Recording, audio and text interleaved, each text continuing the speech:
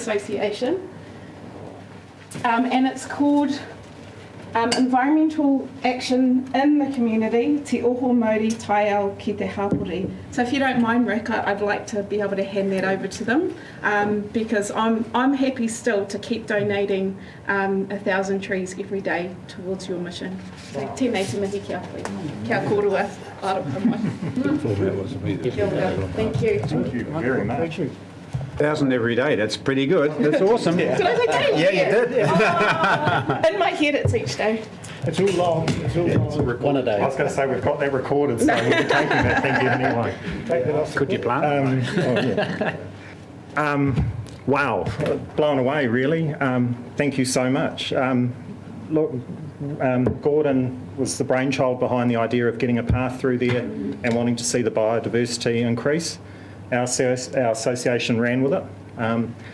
We love our area, and I could actually take most of Jenny's little talk there and I'd basically add to it. It's about community, and I think in the days we're in at the moment where it's kind of scary times really for everybody, and I think to be able to get the community together and actually try and achieve something is a great thing, and that's really all we want to do. We're definitely not in it for newspaper articles and the limelight as such. It's just about making our own space better and doing whatever we can to enhance the environment in any way.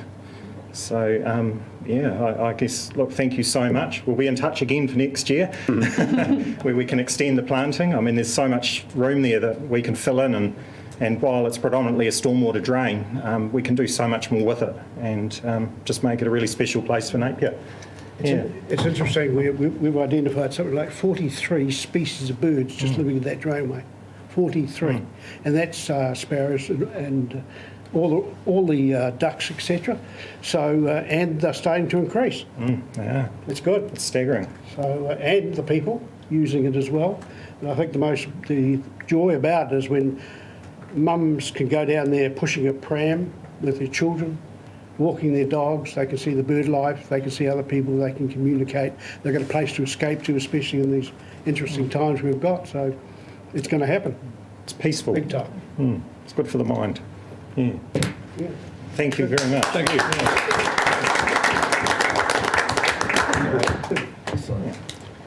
Thank you very much. Very much for the opportunity. Yeah.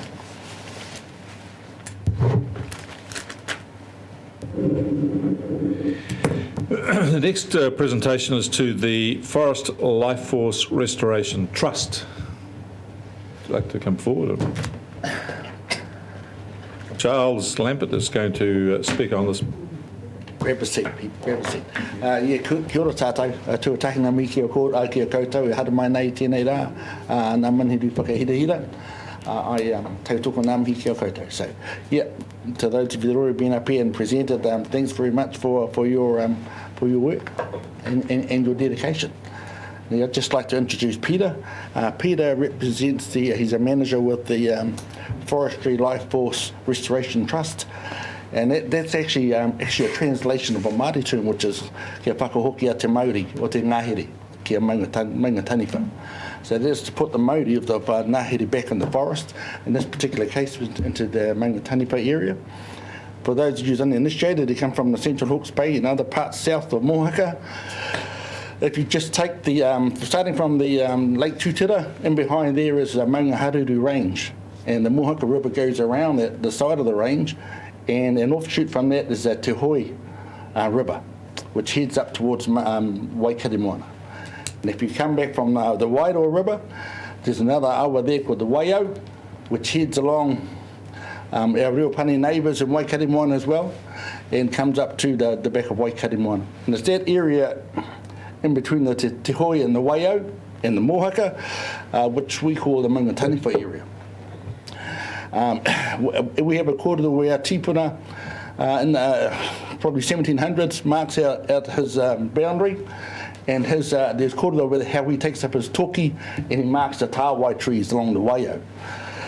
Well, as luck would have it, those trees are still standing. The head is still there, and at this point I'd just like to briefly talk about Simon Hall.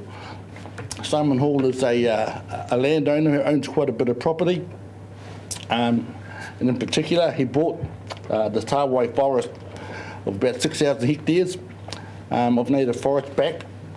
He then proceeded to buy a forest off the Rainier Company of another similar size, but it was fully forested with trees, pine trees.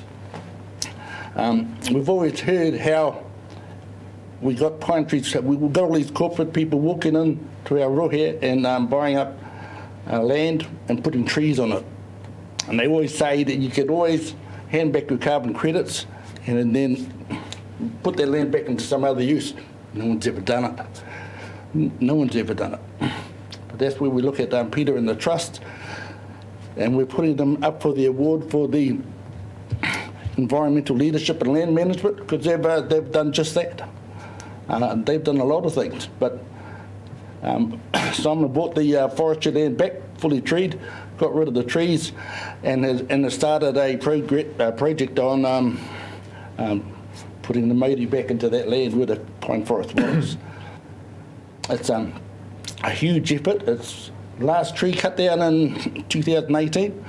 They've restored, well, Peter will be able to salute me, but a good third of the area is regenerating back.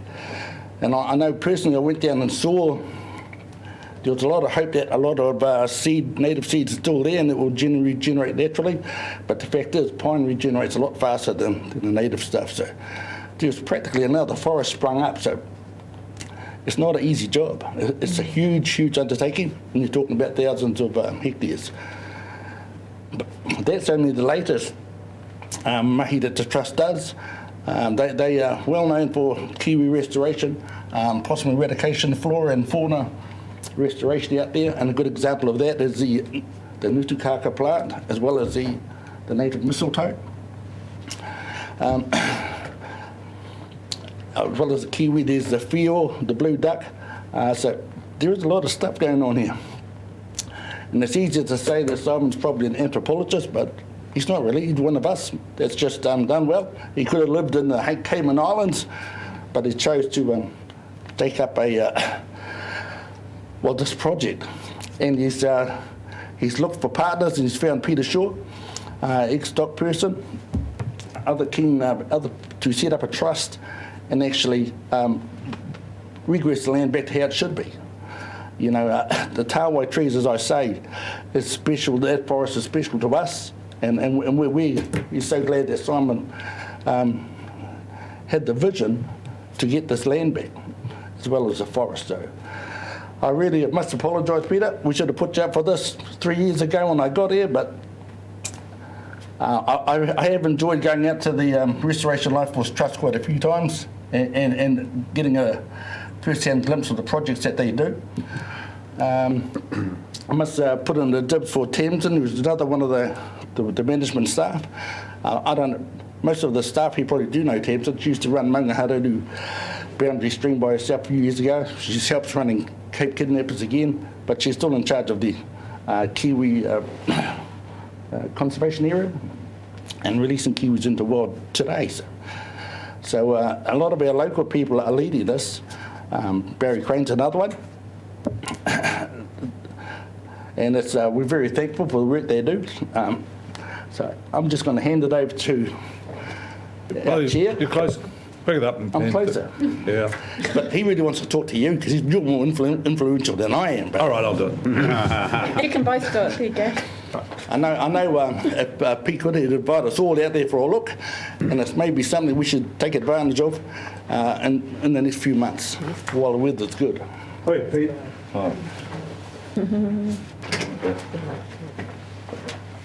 Oh, no, you're the... On behalf of the council and the community, thank you for all this outstanding work. Thank you.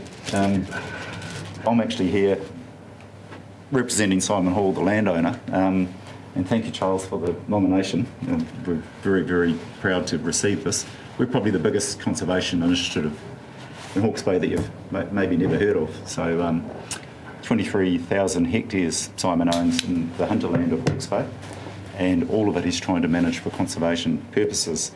And some people might say, well, you know, what the heck's this rich, affluent businessman from Auckland doing down in Aotearoa? But in actual fact, he's the grandson of, great-great-grandson of Karaitiana Takamoana.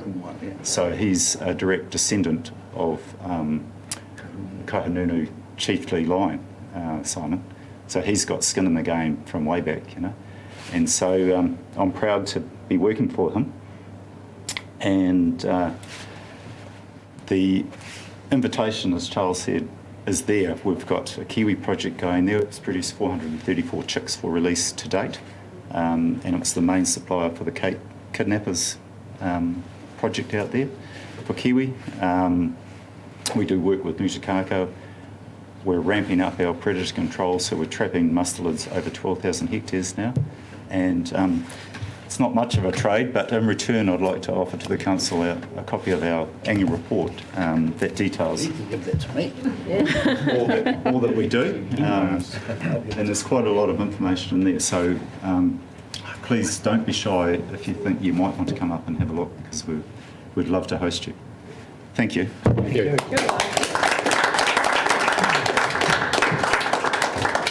Could I say to all of the recipients of our recognition, quite often people think that society has a lot of negatives going on, but there are some outstandingly good things being done by outstanding people, and you are some of them.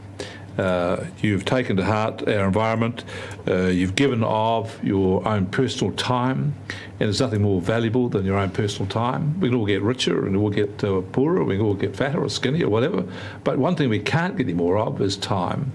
So when people give of their time, they're giving of their most precious commodity. So I just want to recognise you for that, and recognise you for the leadership you've shown in the community about our environment. So thank you, thank you, thank you. And it is appreciated and acknowledged.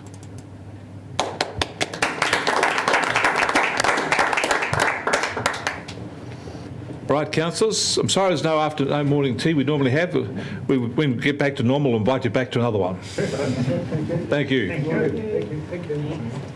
Okay, let's move on to the next item on the agenda, which is the follow-ups from previous council meetings. You want to lead us through this, James? There's not much here, is there? Not much here. They've all been actioned. There's nothing outstanding there, so happy to take any questions. All right, any questions on the follow-ups? Craig? Thanks, Chair. Just on the item around the Ahuriri and Karamu Catchment Plan Coordinator, number 2, and there might have been a bit of confusion about that last time. It's just the action here is to the work program for those catchments coordinator roles to be shared with councillors. Nothing to do with who that person is or anything, but the conversation from yourself moved to let's engage and consult with each other about what the plan of attack is once that person or that role is filled or those roles are filled.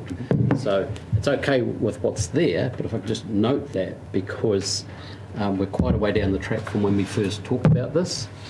1st of October, I think, is when you had the position officially open from, I think. And so I'd just like to flag that, and there is a strong interest in the tasks and the priorities that that role will undertake and how it's coordinated with our community. Just through you, Chair, Mr Dolly has finalised the job description for both of those roles, and it's going through the procurement process at the moment of advertising and securing individuals to undertake the work. The job description is reasonably broad, so it is around pulling together the various strands across both our operations and the district councils in relation to stormwater, the management of those waterways, and working heavily with the communities around their activities and opportunities around enhancement, all with a focus on improving water quality and ecosystem health. So we hope to have people appointed in the first quarter of coming calendar year, and bringing that conversation to March ENICC so that we're all underway really on a work program at that stage. Yeah, so, sorry, Chair. So again, that says the program's therefore decided and will be shared with members at the EICC in March. That's what it says on the right there, as opposed to can we have some input or understand what the priorities are once the person's on the ground. So sorry, Is there a workshop in around that, I think you mentioned last time? No, and look, so we didn't intend that read that the work program is decided. It says the work program will be shared. So yes, we will be seeking ENICC's Fantastic. input Okay. into that. Thanks, Chair. Just to be clear, I'm just starting to get a bit nervous about councils deciding on work for individual staff. Governors decide on what the outcomes are, what the things are. Yeah, managers apply the resources to do that. I don't want to get us across a line here. Absolutely. But we already have policies in place, and so maybe it's time just to refresh and look at those policies. But no, there's no issue. Thank you. Anything else? Will someone move that the follow-ups be received? Councillor Henaway, seconded Will. All those in favour will say aye. Aye. Contrary, no. Carried. Minor items. Councillor Foley. Please, Chair, could I raise Tukituk Plan Change 6 sub-catchment land use consents? Sense? Any others? Okay, we've got one minor item. Let's move on to the next proposed schedule for council and council committee meetings. So, Pretty straightforward. yeah, reasonably straightforward, following the usual cadence. Obviously, we've got elections, so that creates a period of inactivity in terms of council committees, and that puts just a little bit of pressure on the rest of the program, but that is all able to be accommodated. You'll see that we've introduced this new concept of an all governors hui, and that's to build on the recent collaboration days we've had with the Māori Committee and the Regional Planning Committee. So the all governors hui is intended to bring those committees together, and you'll see the first of those is on the 6th of April. Yep. It may be that we need, for kotahi purposes, to bring that together earlier, and so the meeting of the Māori Committee on the 2nd of February and the meeting of the Regional Planning Committee on the 16th of February may need to evolve into one of those, but that's somewhat dependent on the response we get from our tangata whenua reps in terms of the hui they're having, and the line-up of activity there. Thank you. I saw that. I thought it was very good. Applying the P's, prior preparation and planning, prevents a poor performance. Chair, if I could add to that. So we've had an opportunity to have an agenda-setting meeting with the co-chairs of the Māori Committee this morning, one of whom is in our presence. And we're looking to actually bring a hui together mid to late January to accommodate that in the postponement of this Friday's meeting. Sure. All right. Any... One more, just adding on to that. Thank you, Mr. Chairman.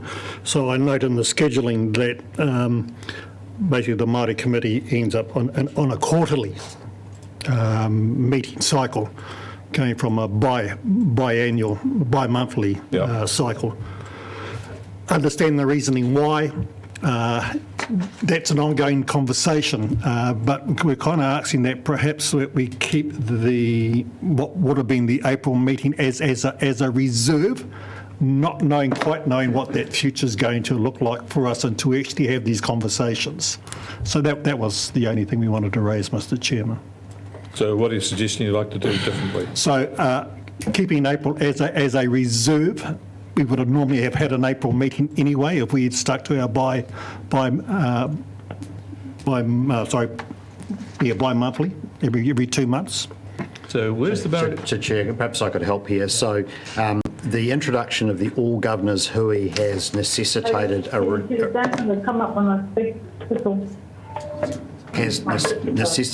reduction in the frequency of both the Regional Planning Committee and Māori Committee, both of which were meeting every second month. So they've both moved to quarterly with the introduction of the all governors hui in those in-between periods. In respect of April, we've got both that date on we've got the 6th of April, and we've also got a reserve day on the 13th. So we could accommodate an additional meeting of the Māori Committee if that's desired, either by the all governors hui not eventuating, if indeed that's where we land, or using the reserve day on the 13th. Is that clear enough, Mr. Chairman? So what would you like? So it's basically just making the reserve day as part of that scheduling there. All right. And Chair, I think the overarching message is that this program for next year is indicative and subject to agreement by our tangata whenua partners of working in this new model, which still needs to be determined. Correct. Sorry, Mr. Chair. Also, the other reasoning was that the rationale was also allows, if we put that item on the agenda on February, then that's communicated to our committee, because it hasn't been discussed that we were going to miss a bi-monthly hui in April. So there's another rationale as to why we wanted that reserve date, so just in case. So you've got the as I understand it, you've got a Māori committee down here for February, at which time the proposal is that rather than have a separate Māori committee every second month, we're going to have a separate Māori committee every 4 of the years, and then we're going to have a combined Māori committee RPC council meeting together. That is the intention at this stage. And if you... if it's agreeable, then that's where we'll end up. I understand that, but I just want to be a word of caution here. If the Māori committee decides it wants to have its meetings every second month, in addition to the thing, it's going to put a lot of strain on the system. So it's kind of I'll leave you to it. Yeah. Okay. It also did the same for the committee itself. It put a lot of strain on the committee itself. That's true, I get that. So it's mutually difficult. Yep. All right. So would someone like to move that we accept the proposal, you're saying in principle, James? Yes. In principle, and we'll then probably confirm it up next year, okay? Of the meeting schedule. Of the meeting schedule. Minor omission is the Friday the 24th of June is Matariki. Just minor. 24th of June. It's a public holiday. Public holiday. Oh, so an omission. Correct. Oh, well, there'll have to be a written warning for the chief executive over that. Absolutely. Such an important public holiday. Okay, would you like to move the schedule in principle, Jeff, with that addition? Yep. Favour seconder. Jackie, all those in favour say aye. Contrary no, carried. Fixing the common seal, that's a very difficult thing. Jeff, you're up for that. Will? No choice. Any discussion? All those in favour say aye. Aye. No, carried. Report from the Civil Defence Group.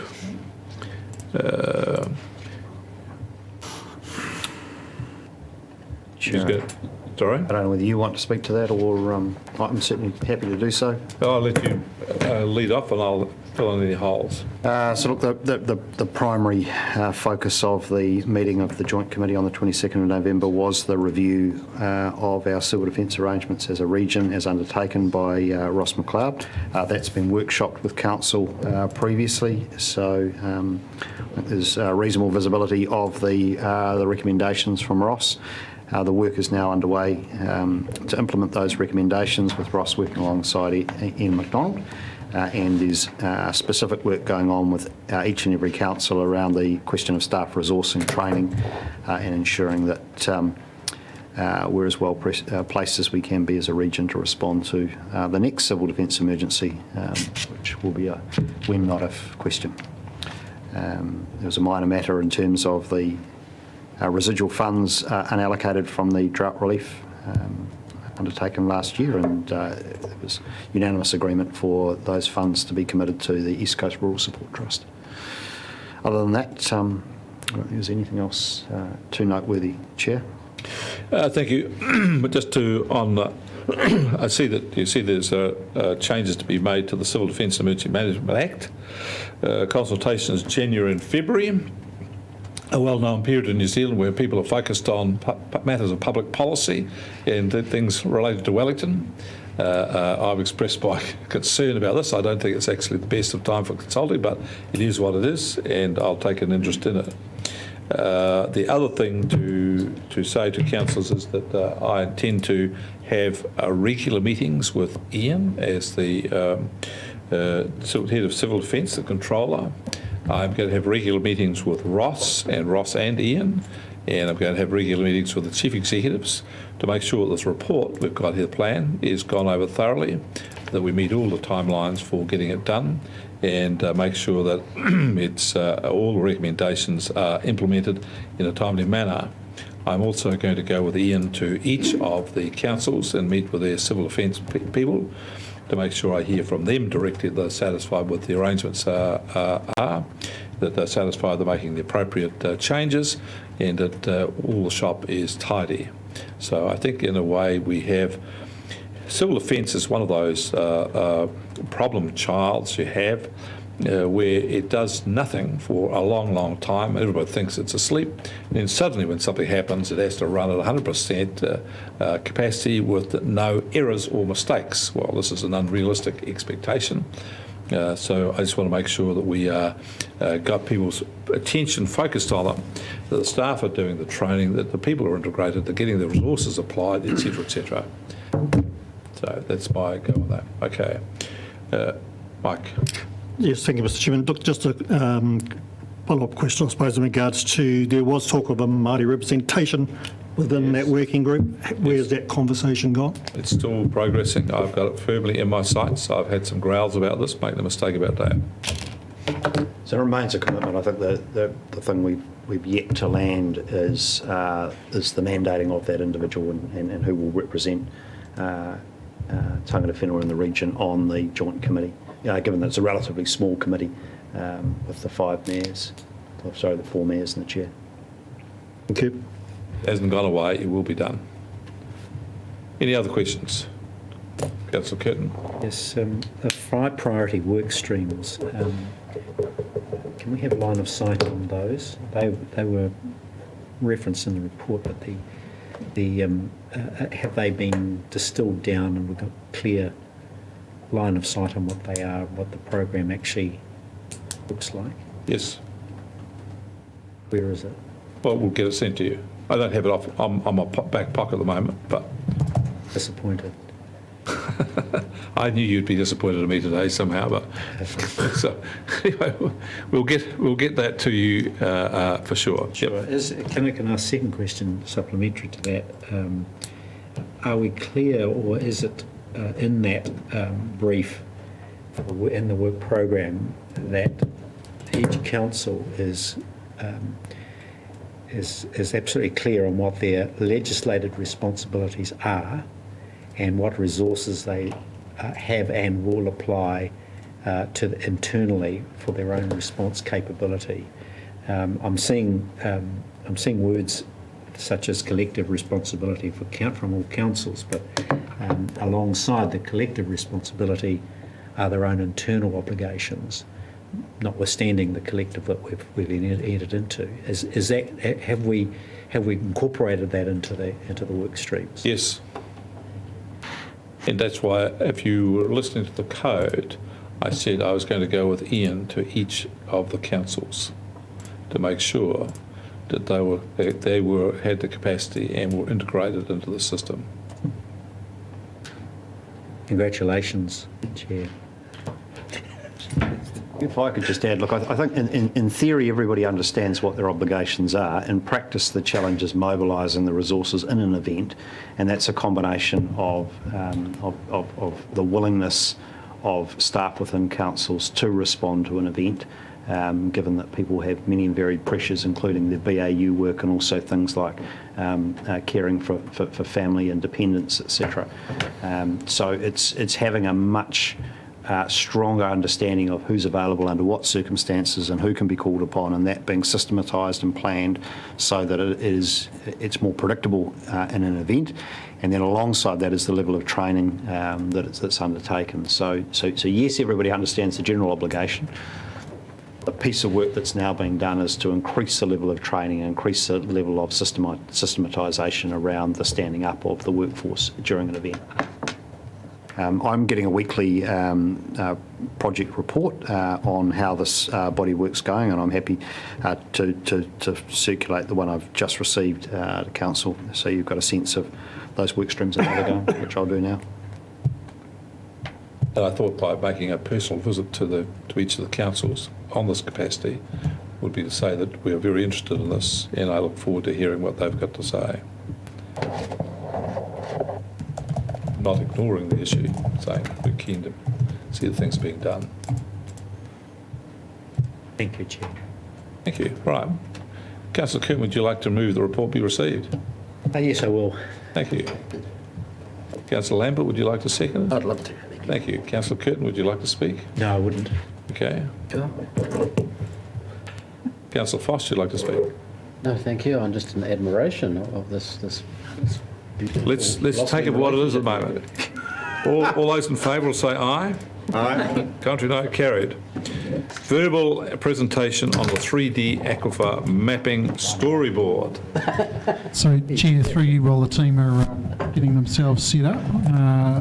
Introductions, I don't think I'll need to introduce Dr. Jeff Smith, who's our Manager of Science, and you may not know Simon Harper, who's going to lead you through the presentation. Simon's a senior scientist who is intimately involved in our 3D aquifer mapping project and has been project managing and leading a lot of the work. This really pulls together for you a bit of a presentation on what we're going public with around the work.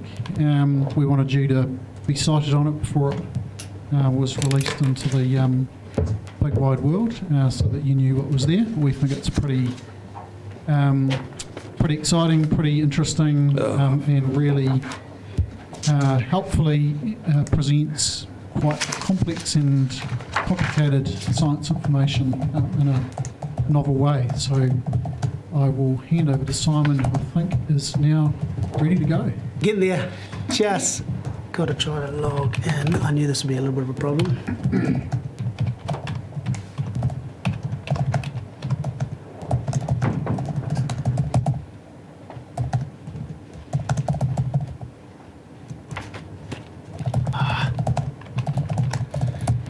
Right.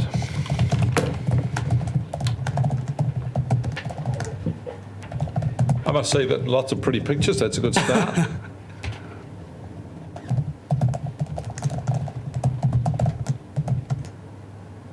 So many clicks. Just bear with me for a second.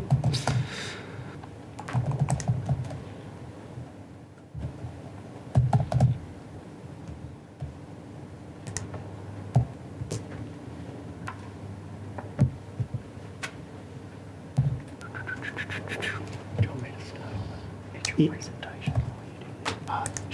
2 seconds. Okay. I've just brought up the story map in the background. I had a login for that, so I'll just start with my presentation. It's just a bit of an introduction for a start. Thanks, Ian, for that introduction. Absolute pleasure to be here again. I think the last time I caught up with some of you guys was in September. I was with GNS Science and I gave you a quick update on the 3D aquifer mapping project and introduced you to the Te Whakahiki o Te Wai program. So today's talk is hopefully going to be a little bit shorter than that one. I think we went for quite a while last time. It's going to be an introduction to a story map that we're developing for release to the public in January. And click maybe this one. Okay, so the purpose of the presentation today really is just to keep you informed of these developments before we go live. Gives you an opportunity to ask any questions that you might have, and we're going to present some of the content that we're going to be showing on the story map. So the presentation that I'm going to give, it's going to be this little introduction that I'm just giving right now. We're going to provide you with some time frames on when we're releasing it, because we're going to be doing that in stages and not all at once. A little bit of an explanation as to why we chose to go with story maps, and you'll get to see what the public are going to have a look at.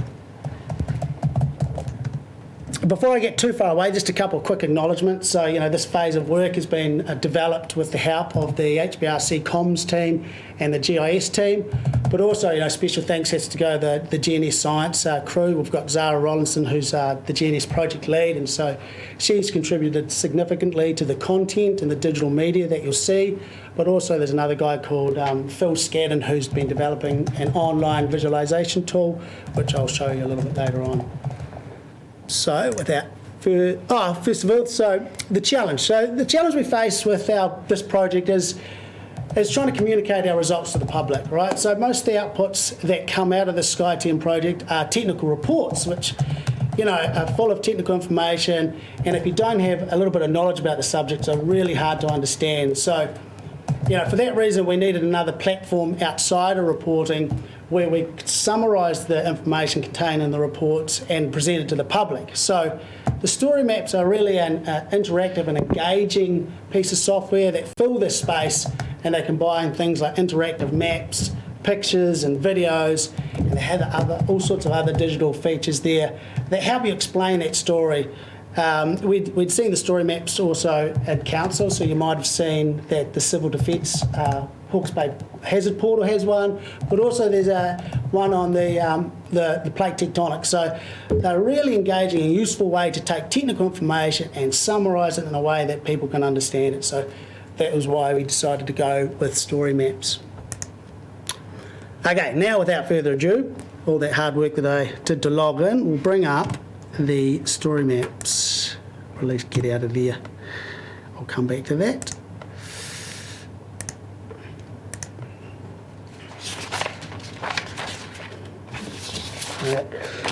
Okay, so access to the story map will be via our website. Essentially, you click on a link and it'll take you to this title page. The title page will show helicopter video footage of the survey that was happening over the Ruataniwha Plains. And as you scroll down the page, you access the first slide, which is the introduction. From here, you can carry on scrolling down to access each one of the topics, or you can just click on the headings separately to go straight there. We plan on releasing the story map in stages, and this is to coincide with the completion of the processing and modelling for each of the survey areas. So we've got 3 areas. We've got the Pakawa and Atane area, and we've got the Ruataniwha and Hiritonga, but that's all not done at once. So we're doing it in stages, so once we've finished one of those areas, we can release information onto the story map, and when we finish the next, we'll carry on, and so forth. So in January, what we plan on releasing is information that covers the introduction and tells about the story map project. We also plan on releasing information from the results for the Pokara and Otane areas.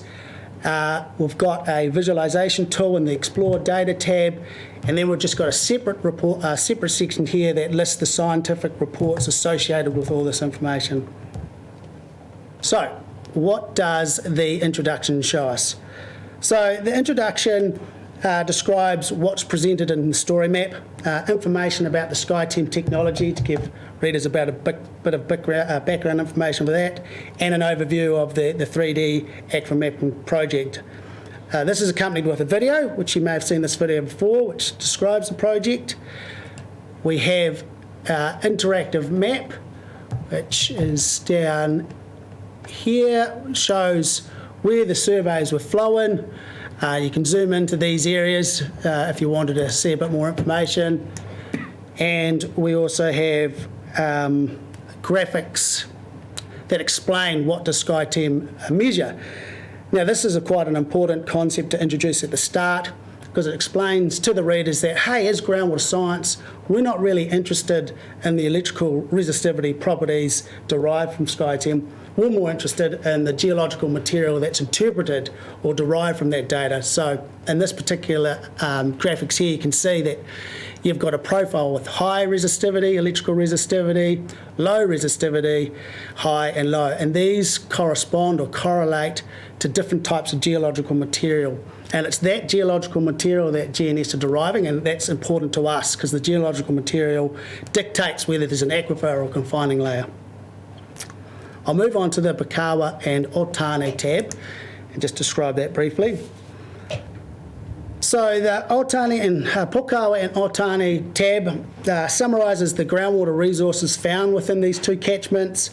It provides an explanation of what is groundwater and how do aquifers work, and a summary of the modelled electrical resistivity and the associated geological material that I was talking about that came out of that data. So in terms of the interactive material, we have a map here that you can zoom in on where the consents are, where they're taking water in these catchments. You've got a video here from GNS from row here that talks about how does a groundwater system work. It's a real nice simple explanation. And we go through a bit further. We have another map that looks at the SkyTen data, the 1D profiles that were created. And we have a wee summary of a 3D video of the electrical resistivity with depth, I think that's seeing there. So in this particular image, I thought I'd pause on it for a second. You can see that the high electrical resistivity features, which are the dark purple and red, is my mouse pointing to that? Yep. Correspond to the limestone deposits around Bakawa that dip beneath Lake Bakawa, and you can see it dipping down through here. And it also correlates to the old Waipara riverbed along the Papanui stream, so that's the gravel material that are coming up with that signature. And the lower resistivity values respond to the mudstones and siltstones in the Altani Basin from the Waipawa and Whangai formations, but also around Lake Bakawa, the peat and lacustrine deposits bring this lower signature in. So there's a little bit of information there. The last 3 slides for this section are some sliders. These are really neat, and they help the viewer go, okay, we've got these resistivity profiles. How does it compare to the interpretation we've got? So I'll just show you 2 of them. So in this particular example, we've got a cross-section of the resistivity, and then you've got the broad hydrogeological units that were delineated from this information. So you can see GNS have delineated a river-type deposits, the basement here, and if this was out of the way, you can see some limestone and some swamp deposits. And the reason they split this up is they want to do more detailed assessments of the resistivity in each of those areas. But because those areas have similar signatures, resistivity signatures, you can see here in the river and the Bakawa, they have to split them up separately. Yeah. Just make sure everyone's on the same page. This over here is the electrical resistivity, and that's what's measured by the helicopter. Yep. And then GNS science have to go on and do their genius science work to interpret that as the geological materials, and that's the stuff that we're really interested in. So just want to make sure everyone's on the same page here. So the last slide is another interpretation of the data. So they create these resistivity fasces, which are groups of resistivity that are of similar values, and they interpret it in these products, like the materials that I was talking about, aquifer potential. You know, is it likely to be a good aquifer or poor? So this is the information that we're really interested. There are other outputs from this, but this is just one of the particular examples we're giving in the story map. So you can see here the resistivity fasces, and as I go across, you can see how it changes into the interpretation. So in this particular example, you know, the grey is representing a really low potential. That's your clay and mudstones, your basement from this fungi, Waipawa type formations. And then you've got this much higher aquifer potential, and this is the old Waipawa riverbed, the gravels. It's really loose material, so groundwater can flow through it. And on the other side of the cross-section, on the western side near Lake Bakawa, you can see over the lake here, hopefully you can see that, it's a little bit lower. That's those lacustrine and peat deposits, but there is a little bit of potential there on the edge of the hills, and you know, there's a lot of takes here. If you looked at the original interactive map with the consent, you can see they plot along the basin there. I'll move on to the last part that I'll present on the story map, which is the visualisation tool, and just explain a little bit of that, a bit about that. Okay, the last slide in this section here, what we've got is we've embedded a link to a 3D visualisation tool that's been developed by GNS, by Phil Scadden. So here the public, what they can do is they can make cross-sections and virtual boreholes from the data. And so this information could be used, say, in conjunction with drillers to assess the viability of whether it's worth them drilling deeper. So I'll just go to the tool. So we have a few little terms and conditions we agree to first. And then we will hopefully pop it out. Yep, it's working. Make it a bit bigger. It's always click and hope in these places. Okay. So it's pretty self-explanatory. The first slide of that tab gives you some instructions on how to work it, but it's pretty easy. So I'll just zoom on in. We've got 2 main tools here. You can see there's a cross-section tool and a virtual borehole. So let's just say we want to do a cross-section to see what the data produced across this area. We just click, double click again. I'm going to expand that out so it comes in a bit neater. And we get these cross sections. Okay, so there's 1, 2, 3, 4, 5 different cross sections here. The bottom one is really the raw data. This is the raw 1D profiles for which everything is essentially based. You have this 3D model here of the resistivity. You know, you can see again the really high resistivity features here that correspond to those limestone deposits, and again over here towards the east with the river deposits. And then the corresponding resistivity facies and how they were broadly delineated into those major hydrogeological units. And then you've got the aquifer potential. So you can see that the river gravels in this particular case are quite a high potential in terms of hosting an aquifer system, a groundwater system, whereas over towards Pukawa here, particularly in the middle, it's not so much. We've split it up into unconsolidated and consolidated sediments. So all the slides that we have developed in StoryMap are for a reason. So they all go into helping try to explain, when you come to this, what does it mean? So there's information in that. The next tool is the virtual borehole. So if I go to address, I can just put an address. So Drumbill Road. And let's say I'm a farmer and I'm going, you know what, I want to drill a borehole. I'd like to know what's beneath my land, and I want to know it on the side of the road because I've got good access to infrastructure there. It's not going to cost me a heap of money to put in power. So I select my little virtual borehole tool and I just click anywhere. And so again, this is similar to the cross sections with the 4 different profiles, but the one probably of most interest will be this aquifer potential well log. So what this is telling me here for this location is that, you know, I have a medium sort of aquifer or groundwater resource that goes to about 50 metres, but after that it's really poor. This is the basement. So, you know, if I was drilling a borehole, I wouldn't really want to be drilling any more than 50 metres. If I did so, there's a high risk that I'm probably not going to get much out of my money because it's not going to make much. That you can still do it and the drillers can give you advice, but at the data that you've got, the resistivity is telling you probably not a go. So you can click all sorts of locations. So that's it for the story map. I'll just do the last slide of the PowerPoint. When you say potentially aquifer, or aquifer potential, do you mean it is potentially an aquifer? It either is or it isn't. No, and you go further to discover if it is not. So potentially, so the material, so it will derive material like we have sand and gravels, but sometimes those sand and gravels still aren't conducive to yielding water, so you have to explore. But generally, you know, if they're loose, they're good, but you can't get super fine information from the SkyTem to that kind of detail. You still got to be able to test it and explore it. But, you know, if you compared, say, a fine gravels and sands versus a clay, you'd know that that would be the location that you'd want to target. Okay. Yeah, you still need to verify it. Yep. It just gives you another tool along with your existing well logs to make that decision.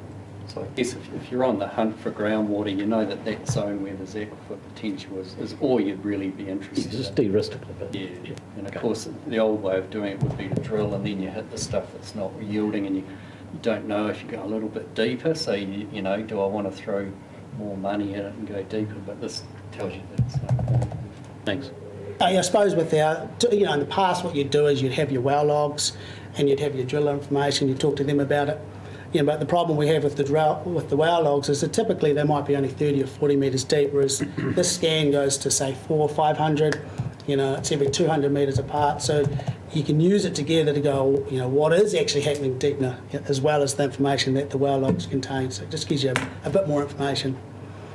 So as I mentioned, that we're planning on releasing in phases. So this gives you an idea of the dates that we're aiming for. So we've finished the Pukawa and Altane work, and so there's reports associated with that. So we want to go live mid-January. There's just a few little review processes. So we're in partnership with Kānoa, or the Provincial Growth Fund. So their comms team need to look at what we're producing, okay it. We've got to get it through our comms team. They'll have a wee look at it as well. And then we'll go live in January. Release 2, we're planning to do the Hiratonga. So GNS have completed the resistivity models for that. So the next stage of work is deriving those geological materials, and the other information comes from it. And that's around mid-July that'll be completed. So we're hoping to tell that story combined at the same time. And then the last of the work for the whole program is the Ruataniwha. And so they're still working on processing and modelling the resistivity data in that area, and the interpretations we finished around December. And that is it. The thing is, two things about this bit of humour. You don't show us where we're going to strike oil. We're not doing that anymore. But the serious point, though, is what we were interested in as a council, above all else, is the amount of water that's available, and so that we are making sure that the waterways, the rivers and that, aren't unduly drained. So you've told us where you're more likely to strike an aquifer and where you're less likely to strike an aquifer, but you haven't given us any indication of what you think the potential water volume is in these areas. So when does that come along? Do we ever get to that point? Yeah, I think that's a really good point. So this tool was developed exclusively for public use, and we think that's that would be the main interest in public, is where will I find groundwater. And you're absolutely right, our council's in managing the effects of those groundwater abstractions. So it's not so much the volume that's in there, but it's the effect of that drawdown on surface water bodies, for instance. And to identify those effects or predict those effects, we use groundwater modelling. So that's where the final stage after this is to upgrade our groundwater models to have more certainty in those places where we haven't had good information on the aquifer before we can upgrade the models, and we'll have greater certainty in the effects on surface water. And will you, at the end of that, be able to see the connectivity between the different aquifers? Because at the moment, all of these systems are hidden from view. We can't see them from the top. We only guess where they're connected below. So will this give you more confidence about identifying the interconnectivity of these underwater aquifers and the flows, potential flows? Absolutely, that's the expectation. And there are parts of the aquifer systems that we don't have a great deal of information on the connectivity between the deeper and the shallower for aquifer systems, for instance. That'll definitely inform us in a significant way. And then we run the models to ascertain the effects. Any other questions? Have there been any aha kind of moments or oh my goodness moments, or is it too early? It's definitely for sure. Like, if you were just using well information, as you can imagine, it's a mixed quality, and so sometimes when you're comparing multiple well information, you can get quite contrasting data. It doesn't really help to unravel some of the patterns that you're observing. So the resistivity data is really showing some clear definition with things like the basin boundaries, the confining layer that's over the top. So these features that were a little bit tricky to untangle from the well log data are now becoming so much more clear. So that gives you a lot more confidence when you're building the structure of these models that you're conceptualising them correctly. So there's some cool stuff. The other thing that GNS have been doing just on the side, so they did some work in the 70s with DC soundings, so that produces resistivity as well, and also a whole lot of seismic profiles. So they're combining that information and comparing it to the resistivity, and we're getting really good matches, and also filling in gaps, where the resistivity wasn't taken. We can use that as well, and that's been pretty neat to see too. DC meaning direct current? They put it into resistivity, so the direct current goes into a resistivity. That's what the DC was. That's what the DC was. Yeah. So that's really cool. And what we've been doing in the science team is looking at the raw resistivity data for the likes of the Hedatonga and Ruataniwha and making our own interpretations. It's a little bit naughty because it's not fully informed, but it's showing us some exciting things that we think these next stages of the project are going to release.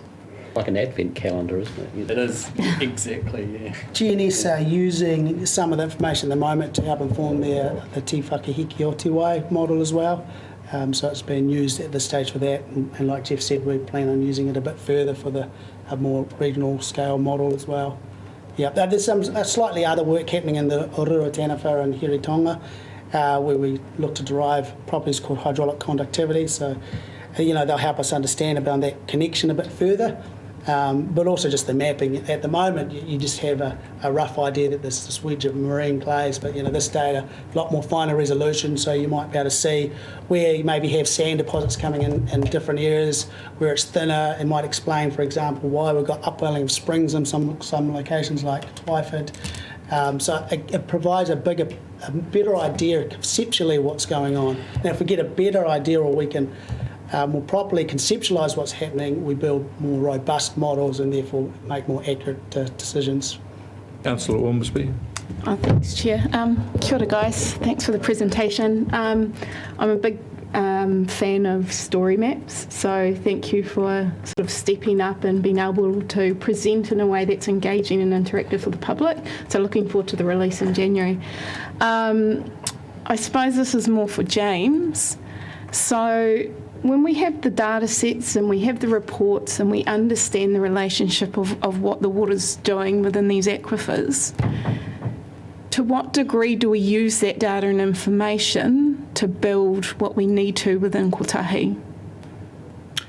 So certainly the intention has been that this program of science would line up well to inform the review of the policies that already exist in the Tukituki plan that were built off the Rui Taniwha groundwater model that will need to be reviewed as part of Kotahi, and then also the tank groundwater model that was built for the tank plan change. So what we'll be doing with this body of work, as Jeff suggested, the integration of this at the back end with the fine-tuning, if you like, or the upgrade of both Rua Taniwha and tank groundwater models, is looking to see whether or not there are any policy revisions that need to be made.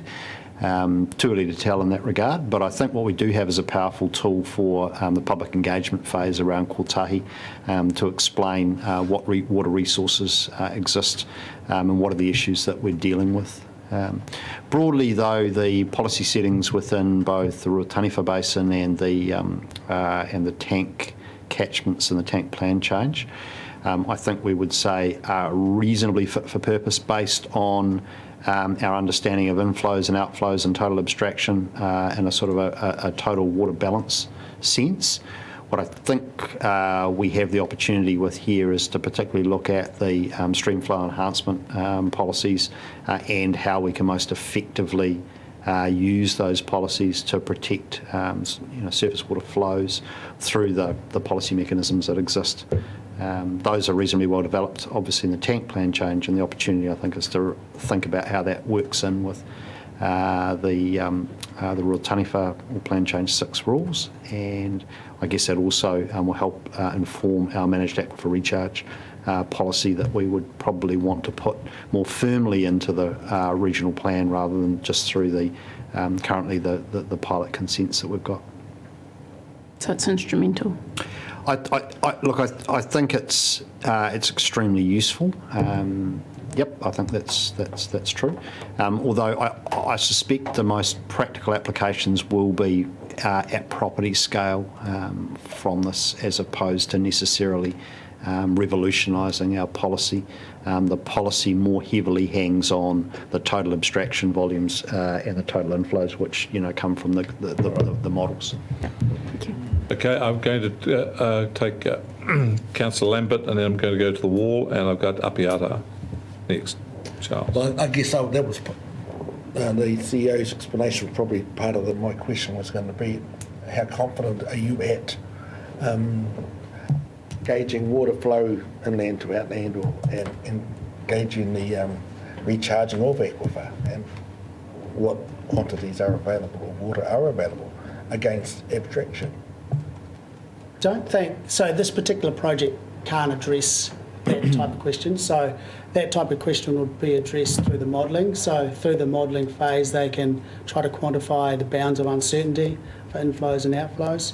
And until the SkyTeam data is incorporated into these models, you can't really at this stage quantify what that would be. You probably can for the existing model, but I don't have that information on me. Cool. That's fine.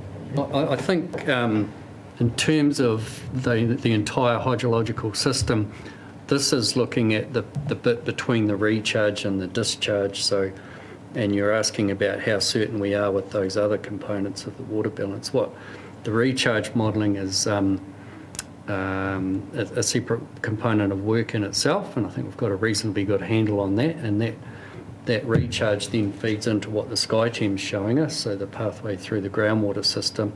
And then the discharge, well, we measure discharge through the surface water system that's coming from groundwater. What we don't measure is the discharge offshore, so that's usually left as the residual. And we do, the groundwater models that we have, as James said, are, I think, entirely fit for the purpose of informing our water allocation policy, apart from in certain areas like in the Hiratonga Plains around Bridge Pa, we didn't have great certainty in that, so what we did is we put provisions in the plan to address that uncertainty and the issues there when we had more information, and that would be the approach we'd take going forward, I think. But the Sky Team data gives us that information that we need for the likes of the Pari tour, and then we can do better modelling in that part of the area. Thank you. Apiata. Thank you, through you, Mr. Chair.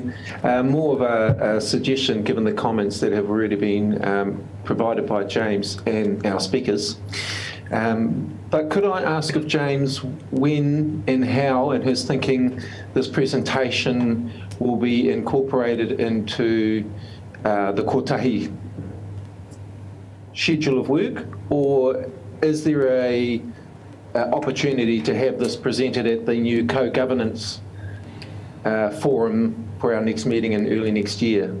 I would just love to see this presentation. Obviously, I'd like to see the endorsement of both the chairs from both the Māori Standing Committee and the RPC, but it's more of a suggestion, given the scale of work that's coming ahead, the insight that we can gain from even these early stages would be beneficial.